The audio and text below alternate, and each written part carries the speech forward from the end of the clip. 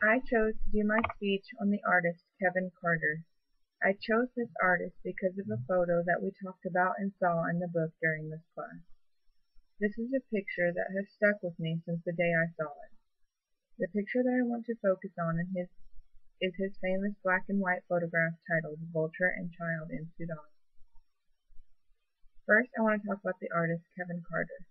He was born in South Africa in September of 1960.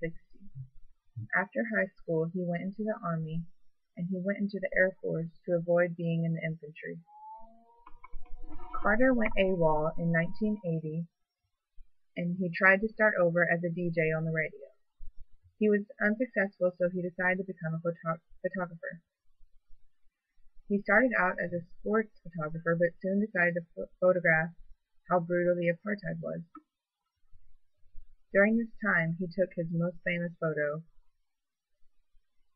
which is the vulture and child in Sudan, and a year later he took his life by carbon monoxide poisoning. He was 33 when he died. Now I want to talk about the photograph, titled The Vulture and Child in Sudan. The photograph was taken in 1993. It was a very simple picture. It was taken at an angle to show the child's features, such as the stomach being full and the stomach being very round and the stick-like limbs. It also makes the vulture seem to be close to the child. This photo shows how helpless and weak the child is. Carter won the Pulitzer Prize for this photograph in 1994.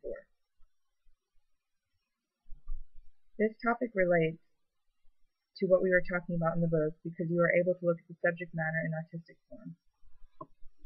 The artistic form he used,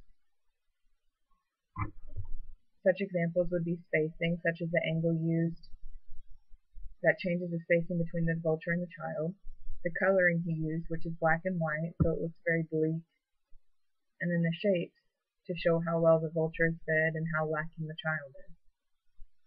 It also shows, you can also look at the subject matter, which is death, illness, and eating.